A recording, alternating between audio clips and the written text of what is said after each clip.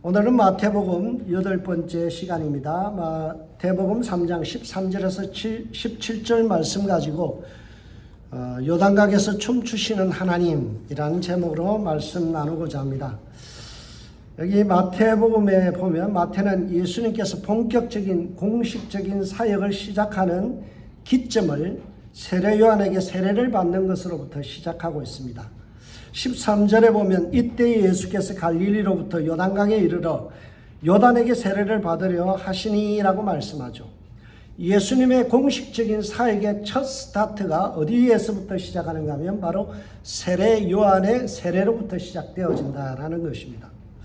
여러분, 왜 마태는 세례 요한에게서 예수님이 세례받은 사건을 구체적으로 기록하고 있을까요?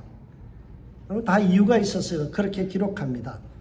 그것은 바로 세례 요한의 제자들에게 메시지를 던지기 위해서 그랬습니다.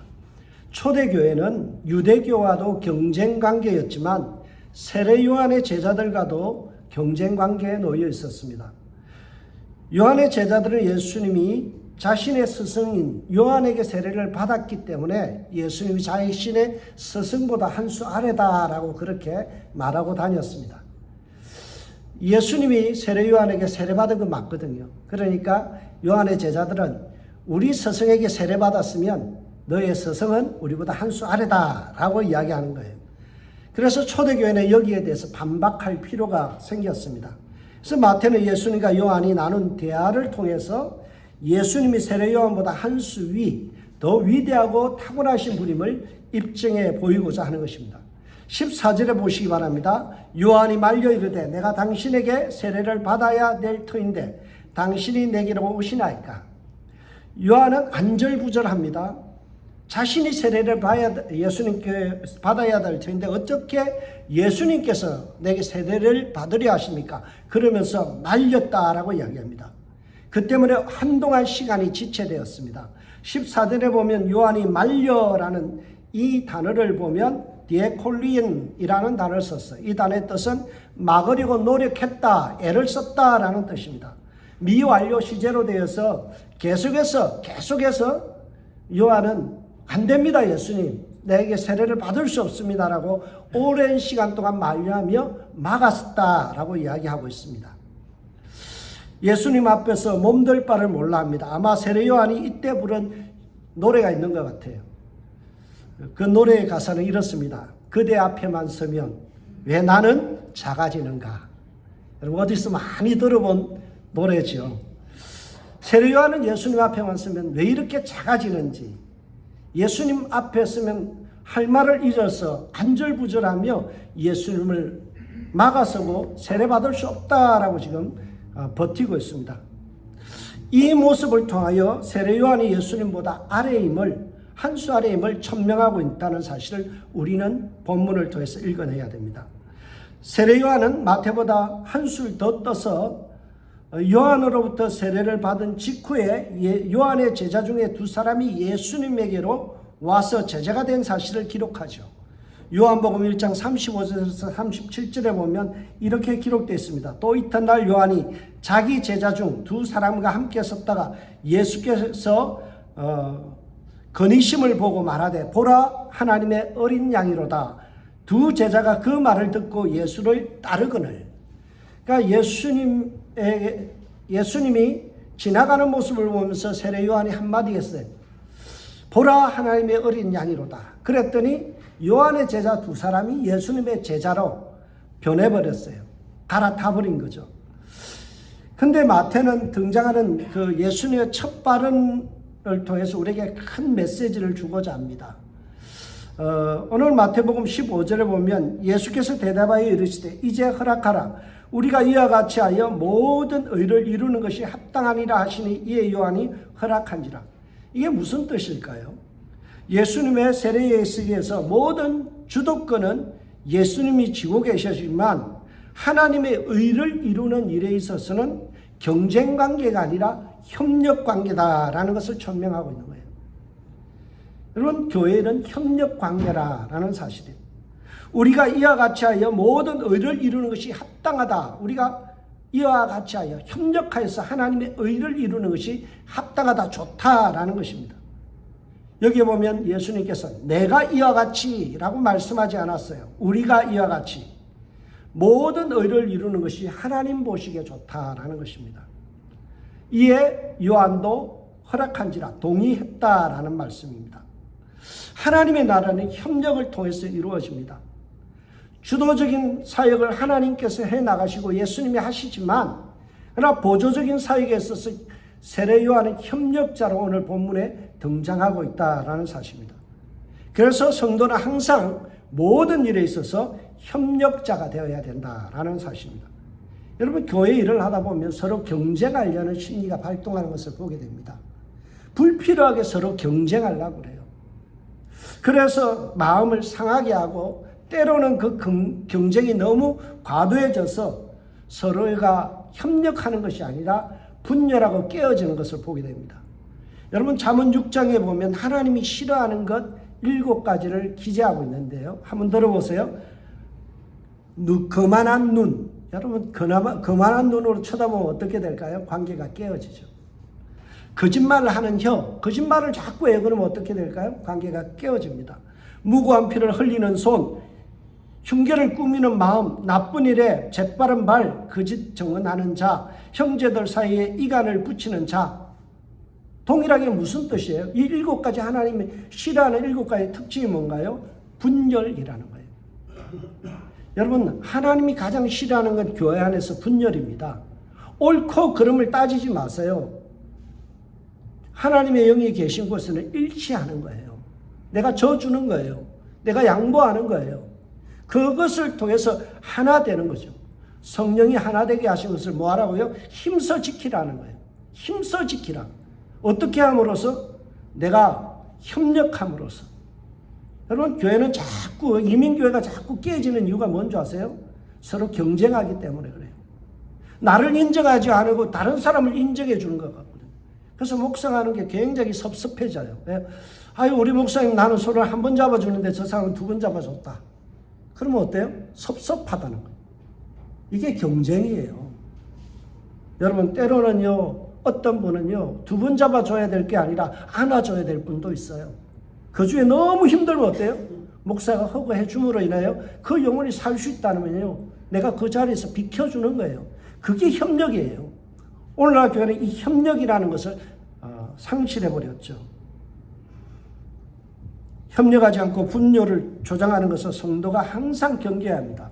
성도는 항상 서로 사랑하며 서로 축복하며 의로운 삶을 살아내려고 노력해야 합니다. 그런 취지에서 예수님께서 세례 요한에게 세례를 받은 것이 하나님의 의를 이루는 것이라고 말씀하고 있어요. 예수님께서 세례 요한에게 세례를 받는 것이 어떻게 하나님의 의를 이루는 일일까요? 하나님의 의와 세례가 무슨 의미가 있을까요? 여기서 의라는 말은요, 헬라어로 보면 디카이오스네라고 되어 있습니다. 이 의라는 말은 원어적인 뜻은요, 요구된 것, 그런 거예요. 하나님이 요구하신 거예요. 하나님이 구약에서 뭘 요구하셨나요? 율법을 지킬 것을 요구하셨죠. 율법의 내용이 뭡니까? 출애굽기 19장 5절에서 6절에 있습니다. 이스라엘 백성에게 하나님께서 이런 것을 요구했어요. 세계가 다 내게 속하였나니 너희가 내 말을 잘 듣고 내 언약을 지키면, 하나님께서 이스라엘 백성에게 요구하신 게 뭐예요? 내 말을 잘 듣고 내 언약을 지키면 이래요. 그러면 하나님께서 너희는 모든 민족 중에서 내 소유가 되면, 소유라는 말의 원래 뜻은 보물이 되며, 너희가 내게 대하여 제사장 나라가 되며 리더십을 발휘하며 거룩한 백성이 되리라. 너는 이 말을 이스라엘 자손에게 전하라 라고 하나님께서 모세에게 말씀해요. 하나님께서 이스라엘 백성들에게 요구한 게 뭔가요? 내 말을 잘 듣고 율법에 말씀하신 것을 지키라는 거예요. 그래서 거룩한 백성이 되어지고, 그리고 제사장 역할을 하는, 남의 죄를 대신하여 뒤집어 쓰고 그것을 해결해 주는 그런 인생을 살아가라는 거예요. 그래서 의로운 세상을 만들라, 이것이 하나님이 이스라엘 백성들에게 요구하신 내용입니다. 그런데 이스라엘 백성들은 하나님의 요구하셨던 그 의로운 세상을 만들지 못합니다. 죄에 빠져서 자기 이익만 챙기고, 그리고 서로 원망하며 시비를 걸고 서로 싸우고 분쟁했어요. 하나님의 말씀을 지독스럽게 안 들은 민족이 이스라엘 백성이에요. 하나님과 맺었던 그 언약, 하나님과의 언약, 사랑의 언약의 말씀을 판판히 깨고 배신한 것이 이스라엘 백성입니다. 그래서 예수님께서 이 땅에 오셔서 직접 죄인을 대표하여서 회개 세례를 받으심으로 인하여 어때요? 인류의 죄를 추방하고 하나님이 꿈꾸셨고 디자인하셨던 의로운 세상을 향하여 출사표를 던진 것이 바로 세례 예식이라는 거예요. 예수님의 세례 예식은 뭐라고요? 악한 세상을 향하여 전진해 나가는 군인과 같은 출발식, 출사표예요. 군인들이요, 전쟁하기 앞서서 딱 진열하여서 뭐합니까? 전투를 나가게 앞서서 발대식을 해요. 이번 전쟁에 어떻게 하겠다라는 다짐을 하고 나가는 거예요. 예수님께서 지금 세례받는 것은 바로 그런 성격이에요. 지금까지 하나님의 의로운 세상, 하나님이 말씀하시고 하나님이 꿈꾸시고 디자인하셨던 그 세상을 이루지 못한 이스라엘 백성들을 대신하여서 이제부터 새로운 세상 열겠다라는 것입니다. 15절의 말씀의 배경이 되는 것은 이사야 53장 11절입니다. 오늘 15절의 말씀의 배경은 이사야 53장 11절인데요. 거기 보면 이렇게 됐습니다. 나의 의로운 종이 자기 지식으로 많은 사람을 의롭게 하며 또 그들의 죄악을 친히 담당하리라. 하나님의 의를 이루시는 예수님께서 죄악을 친히 담당하실 뿐만 아니라 의로운 사람들을 만들어서 의로운 세상을 만들겠다. 의로운 종이 자기 지식으로 많은 사람을 의롭게 하며 죄 사함 받는 것을 끝나지 않아요. 어떻게 한다고요? 의로운 세상을 만드는 거예요. 그래서 마태는 16절을 통해서 예수님의 세례가 단순히 죄악을 담당하는 것뿐 아니라 악한 세상을 향하여 전진하는 의를 위해서 앞으로 나아가는 출정식의 성격임을 이야기합니다. 예수께서 세례를 받으시고 곧 물에서 올라오실 때 하늘이 열리고 라고 말씀하죠. 예수님의 세례를 설명할 때 어떤 사건이 벌어졌어요? 하늘이 열렸다라는 거예요. 열렸다라는 반대말은 닫혔다라는 거죠. 여러분, 하늘이 왜 닫혔나요? 하늘이 닫혀버렸어요. 왜 닫혔어요? 인간이 죄를 지음으로 인해서 하나님과 인간 사이가 멀어져 버렸죠. 그래서 하나님께서 인간 만드신 것을 후회하셨다라고 말씀하잖아요.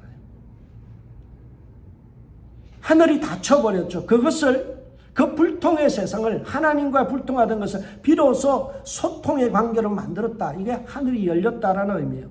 죄로 인해서 막혀있던 하늘이 뻥하니 뚫려버렸어요. 그러니 이 세상 어떤 선지자들보다 위대하신 분이라는 사실이에요. 여러분, 요단강과 관련해서 구약에 나타나는 선지자가 몇 명 있어요. 누가 있어요?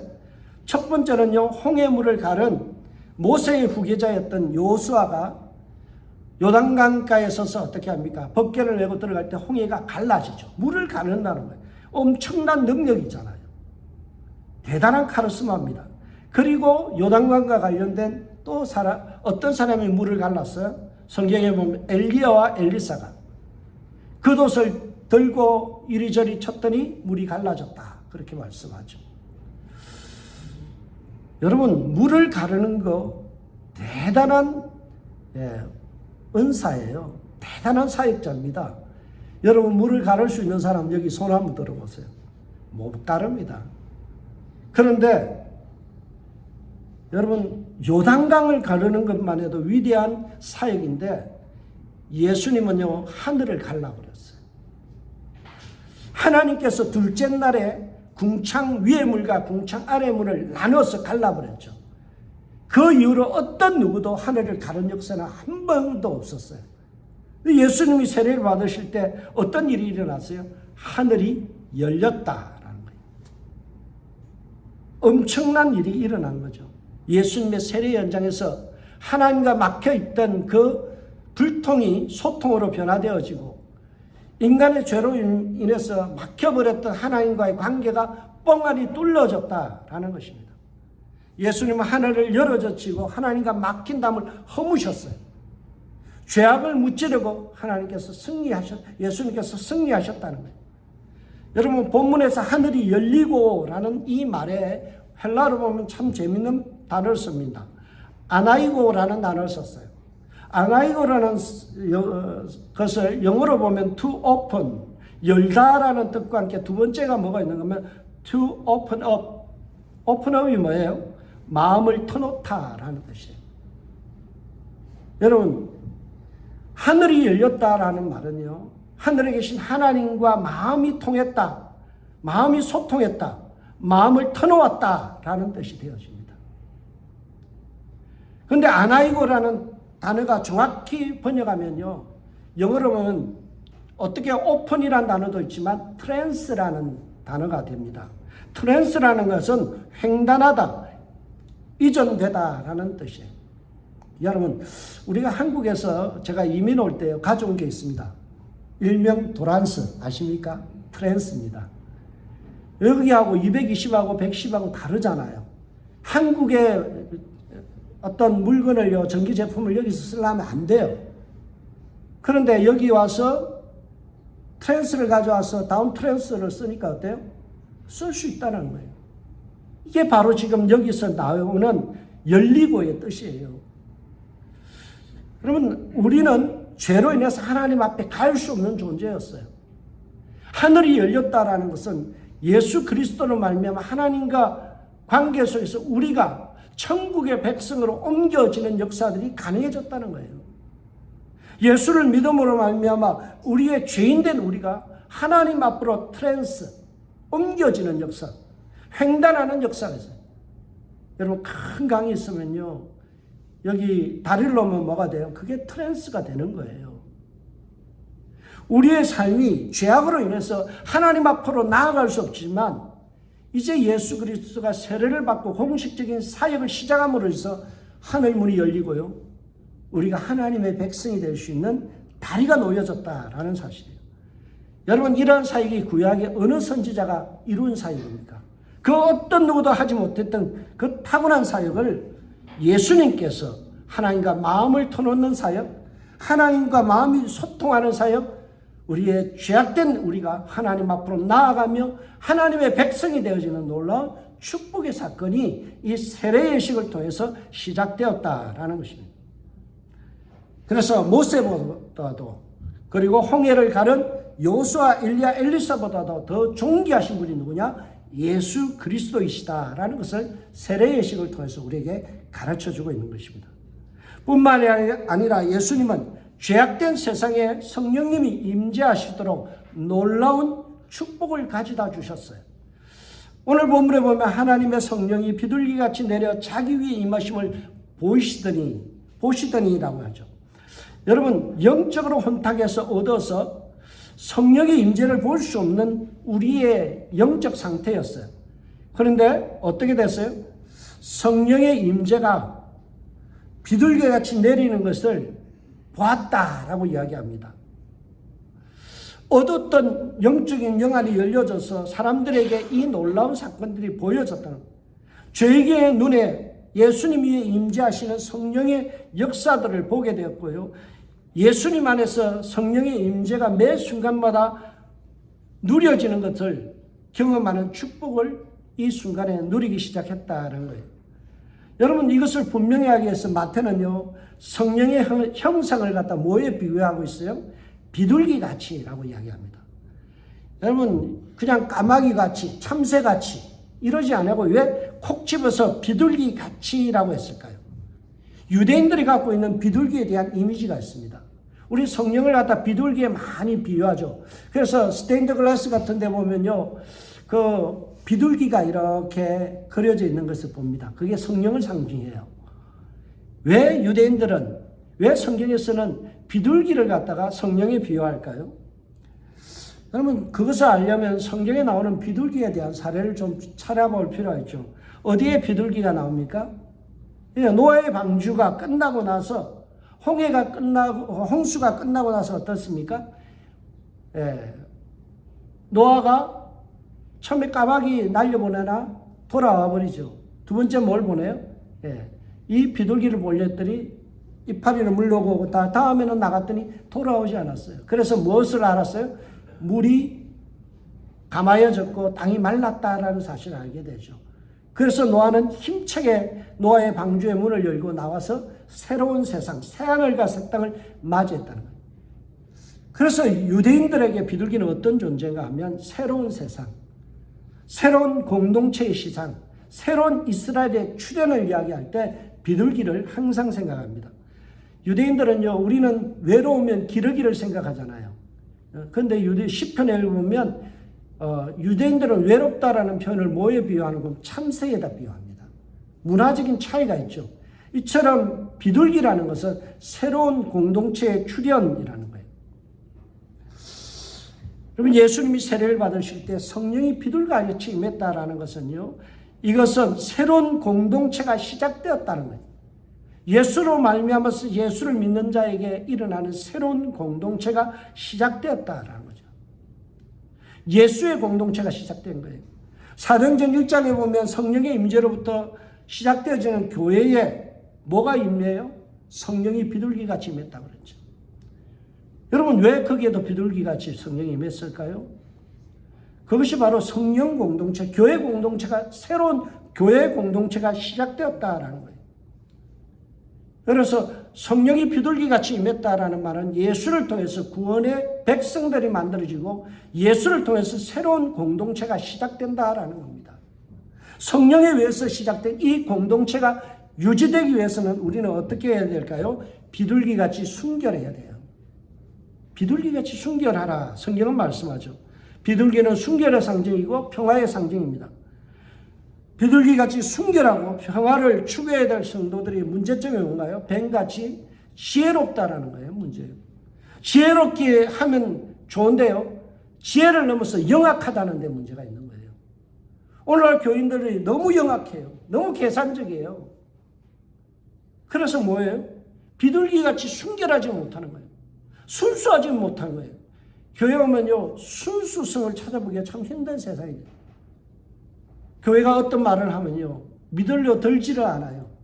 일단 경계하고 봐요. 왜 그럴까요?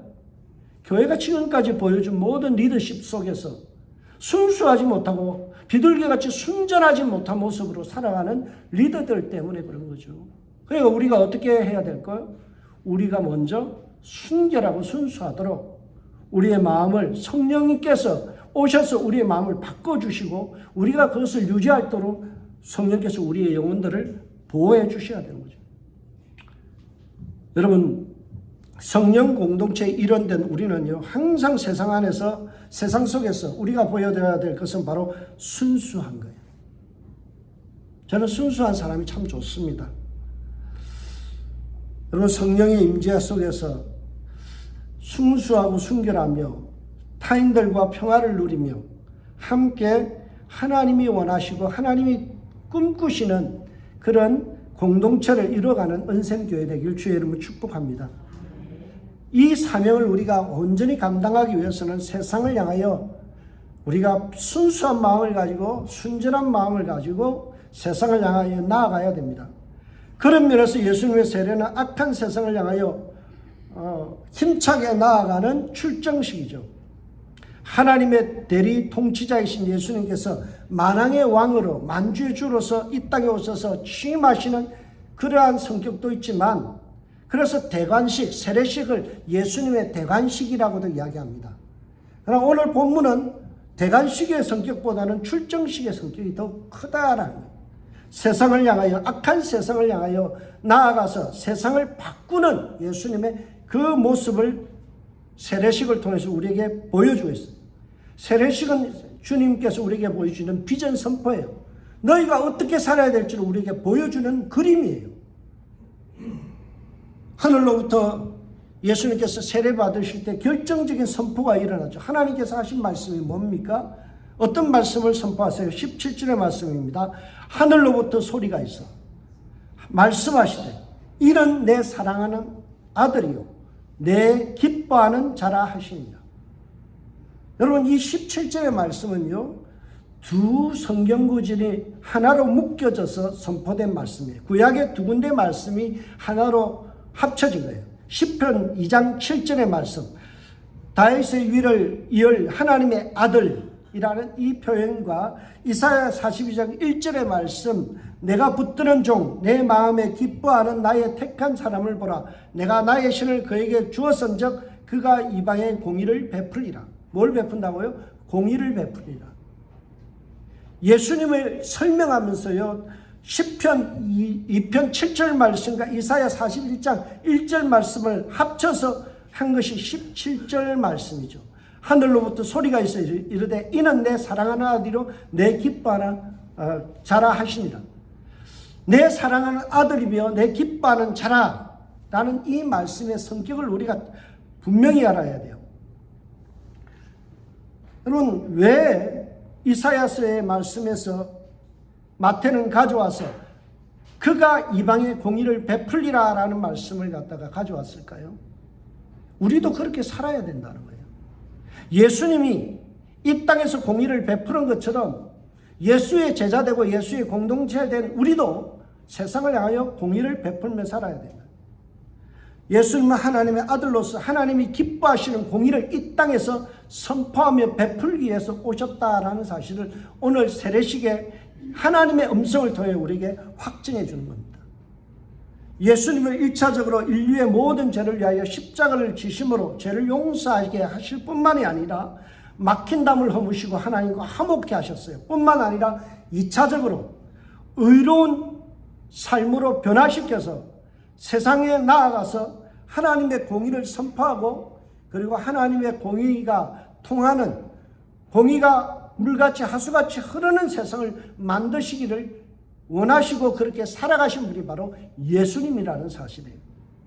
그래서 예수님의 제자인 우리도 회개하고 제사함 받는 것을 끝나서는 안 돼요.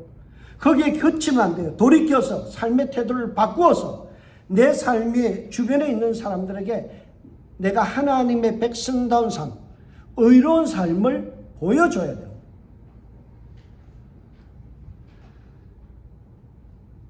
그래서 성경은 뭐라고 말씀합니까? 마태복음에 의를 위하여 핍박받는 자는 복이 있나니. 여러분, 마태복음에 이제 예수님께 본격적으로 이 세례가 끝나고 시험 끝나고 나면 5장에 뭐가 시작됩니까? 팔복이 시작되잖아요. 예수님의 가르침 속에서 뭐가 나요? 의를 위하여 핍박받는 자. 여러분, 의를 위하여 손해볼 수 있는 의로움이 있어야 돼요. 세상 속에서 내가 정직하고 강직한 모습들을 세상에 보여줘야 되는 거예요. 이 사실을 강조하기 위해서 마태는 17절에서요, 참 재밌게 표현합니다. 17절이요, 원어적으로 보면 3인칭으로 되어 있어요. 3인칭. 내가 1인칭이죠. 2인칭은 너예요. 3인칭은 뭐예요? 우리죠.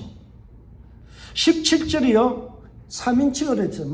마가나 누가복음은요, 똑같은 이 내용을 설명하면서 2인칭으로 설명해요.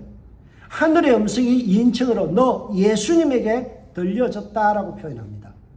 근데 마태는 우리에게 들려졌다라고 표현하는 거예요. 하나님의 음성이 모든 그 주위에 있는 사람들에게 다 들려졌다라고 3인칭으로 설명하고 있어요. 마가와 누가는 2인칭, 하늘의 음성이 예수님에게 들려졌다라고 하는 반면에 마태는 하나님의 음성이 이는 내 사랑하는 아들이요 내 기뻐하는 자는 말씀이 온 세상 사람들에게 그 주에 있는 모든 사람이 들을 수 있도록 3인칭으로 선포된 것으로 설명하고 있어요. 왜 이렇게 변화를 줬을까요? 너희도 들어야 된다는 거예요. 우리도 하나님이 기뻐하시고 하나님이 즐거워하시는 그런 하나님의 자녀의 인생을 살아가야 된다는 겁니다. 하나님이 우리의 인생을 보면서 미소 지을 수 있는 인생이 되어야 돼요. 여러분의 인생을 바라보면서 하나님이 기뻐하시고 하나님이 즐거워하실 수 있는 인생이 되어야 된다라는 거예요. 그 일에 동참하라라는 메시지를 강조하기 위해서 마태는 17절에서 이 말씀을 마가나 누가와 다르게 3인칭으로 처리하고 있다라는 거예요. 여러분, 이렇게 어려운 세상을 만들기 위해 협력할 때 하나님은 기뻐하신다라는 사실이에요. 17절에 내 기뻐하라는 자라는 말씀이 나오죠. 이것이 원래 원문을 보면 이런 뜻이에요. 그 안에서 내가 기쁨을 발견했다. 예수 안에서 하나님의 기쁨을 발견했다라는 거예요. 여러분, 여러분의 인생에서 하나님의 기쁨을 발견할 수 있어야 돼요. 내 인생을 바라보면서 주님께서 걱정이 많다 그러면 안 되죠. 심히 내가 뒤숭숭하다, 내 마음이 참 많이 힘들다, 너의 인생 보니까 참 내가 참 쳐다보는 게 민망하고 어렵다 그러면 되겠어요? 오늘 하나님은요, 예수님을 향하여 어떻게 해요? 내가 너를 쳐다보니까 참 기쁘다. 우리의 인생을 보면서 주님께서 참 기쁘다, 대견하다, 마음이 시원하다, 참 마음이 뻥 뚫리는 것 같이 내 마음이 참 기쁘다, 이런 것이 일어나야 된다. 구원받은 자로서 어려운 세상을 열어갈 때 하나님은 우리의 삶 속에서 기쁨을 발견하신다는 거예요. 의를 위하여 핍박받는 자가 하나님 보시기에 복 있는 인생이다라는 거예요. 저와 여러분이 하나님께서 내 삶 속에 기쁨을 발견할 수 있도록 의를 위하여 핍박받는 자가 되시길 주의 이름으로 축복합니다. 인생 살아가면서요, 모든 것을 세상적인 기준으로 살지 마세요. 세상에는요, 돈 많고 편안하고 손 하나 까딱하지 않으면 그 사람이 복 있는 사람이라고 그래요. 성경은 그게 복이라고 말하지 않습니다. 뭐가 복이라고요? 마음이 청결한 사람, 의를 위하여 핍박받기를 각오하고요, 힘써 세상에 나가서 전투적으로 살아가는 사람, 그 사람이 하나님 보시기에 복된 인생이에요. 아무리 돈이 많아도, 아무리 학력이 뛰어나고요, 세상에 가진 것이 많고 손 하나 까딱하지 않고 모든 서빙을 다 받아도 그가 의를 위하여 핍박받지 않는 인생은요, 불행한 인생이에요. 하나님 보시기에 복된 인생이 아니라는 거예요. 오늘 성경은 우리에게 단호하게 말씀합니다. 너의 삶에 의를 위하여 핍박받음이 있느냐? 내가 하나님의 공동체를 위해서 져주고 그리고 양보하면서 다른 사람들을 더욱더 평화롭게 하는 의로운 공동체를 만들기 위하여 내가 헌신하는 게 있느냐는 거예요. 여러분, 우리가 그 일을 위하여 일찍 나오셔서 기도하세요. 기도가 돈 듭니까? 안 들어요. 늦게 오고서 뭐 할 겁니까? 집에서 TV 좀 더 본다고, 인터넷 유튜브 좀 더 본다고 뭐가 좋습니까? 아니에요. 일찍 나와서 주님 공동체를 해서 한 사람 한 사람 이름 불러가서 기도할 때 하나님이 그 인생을 보고 참 기쁘다라고 하는 거예요. 여러분, 예수님께서 악한 세상을 향하여 출발할 때 첫발을 내딛기 위하여 세례를 받으시고, 그리고 세상을 향하여 돌진하기 위하여 나아가실 때 하나님께서 기뻐하셨다라는 거예요. 그런데 이 기쁨을 성부 하나님 혼자서 누리는 것이 아니라 성삼위 하나님께서 함께 누리며 춤추신다라는 사실을 오늘 본문에 이야기합니다. 오늘 본문을 보면 참 삼위일체라는 표현이 딱 맞는 내용이 나옵니다. 성경에 삼위일체라는 단어가 나오지를 않아요. 신학자들이 만들어낸 단어인데요. 그런데 성경 구절 중에 삼위일체에 대한 설명으로 완벽한 구절이 오늘 16절입니다. 거기에 보면 성부 하나님, 성자 예수님, 성령 하나님이 오늘 인간의 구원을 위하여 협력하시는 예수님 앞에 안에서 기뻐하시고 예수님이 꿈꾸시는 그 의로운 세상을 향하여 내딛는 발걸음을 향하여 춤추시고 응원하신다는 내용이 나와 있습니다. 16절 보세요. 예수께서 성령을 세례를 받으시고 곧 물 위에 올라오실 때 하늘이 열리고 하나님의 성령이 비둘기같이 내려 자기의 임하심을 보시더니, 여기에 분명히 삼위 하나님이 등장하죠. 16절에 첫 번째 예수님, 중간쯤에 하나님, 그리고 하나님의 성령에서 세 분이 함께 나옵니다. 여러분, 이 내용을 가지고 동방기독교는 참 재밌게 표현해요. 동방기독교에서 삼위일체를 갖다 설명할 때 무슨 단어로 설명하는가 하면 페리콜레시스라는 단어를 씁니다. 페리, 곁에, 콜레시스, 빙빙 돌며 춤을 추다. 여러분, 오늘 설교의 제목이 요단강가에서 춤추시는 하나님이죠. 원래 제가 전했던 설교 제목은요, 요단강가에서 펼쳐진 춤판 그러려고 했어요. 조금 값싸 보여서 그래서 조금 내용을 바꿨습니다. 여러분, 페리콜리시스, 페리라는 말은 뭐뭐 곁에서, 그리고 콜레시스 빙빙 돌며 춤을 추다. 너무나 빠른 속도로 빙글빙글 춤을 추기 때문에 하나로 보인다는 거죠. 여러분 팽이를 갖다 열심히 때리면 어때요? 위에 색깔이 세 가지 색깔이 있는데 그것이 빨리 돌면 어때요? 하나의 색으로 보인다는 거죠. 이걸 가지고 동방기독교에서는 뭐라고 생각해요? 하나님은 세 분이지만 하나님의 협력적인 사역, 사랑 안에서 함께 하시는 그 사역에 있어서 함께 빙글빙글 춤추며 도신다라는 거예요. 여러분 오늘 세례의 순간에서 예수님께서 악을 무찌르고 세상을 향하여 의로운 세상을 만들기 위하여 앞으로 출정하실 때 성령 하나님은 팔짱 끼고 계시지 않았어요. 성부 하나님이 팔짱 끼고 있는 것이 아니라 함께 손을 맞잡고 빙글빙글 춤을 추며 함께 도셨다라는 사실. 이것이 삼위일체에 대한 동방기독교의 설명이에요. 저는 오늘 이 본문을 보면서 하나님께서 우리를 바라보시면서 함께 손을 붙잡고 하나님의 의로운 공동체를 만들고 하나님이 기뻐하시는 공동체를 만들기 위하여 함께 손잡고 빙글빙글 춤을 출 때 하나님 기뻐하신다. 그 공동체를 우리가 만들어야 된다는 사실이에요. 성삼위 하나님이 사랑 안에서 서로 합력하고 협력하고 사랑의 교제를 나누었던 것처럼 우리 은샘교회도 페리콜리시스 함께 손잡고 함께 기뻐하며 하나님께서 하시는 이 놀라우신 의로운 세상 만드는 일에 동력자가 되어야 된다라는 사실을 우리에게 가르쳐주고 있습니다. 예수님은 온 인류와 하나님께 기쁨을 주는 사람이었습니다. 구약의 선지자 모세, 여호수아, 엘리야, 엘리사보다 뛰어난 절대 지존의 능력을 가지고 힘을 가졌지만 그것을 자기의 영광을 위해서 사용하지 않고 막혀있던 하늘문을 여시고 하나님과 불통하던 우리를 소통케 하시고 천국의 백성으로 우리를 옮겨주셨을 뿐만 아니라 하나님과 교제하는 놀라운 은혜의 축복으로 우리를 이끌어 주셨어요. 그리고 세상에 악으로 물들어있는 이 세상을 하나님의 능력과 그 하나님의 전능하심을 통해서 세상에 나아가서 그것을 부수고 새로운 세상 여시기를 기뻐하셨다는 거예요. 오늘 그것을 위하여 첫 발대식으로 세례를 받으시고 나아가셨어요. 이 일에 세례 요한은 수종드는 자로 협력했습니다. 오늘도 여러분들이 해야 될 일은 수종드는 일이에요. 함께 협력하는 겁니다.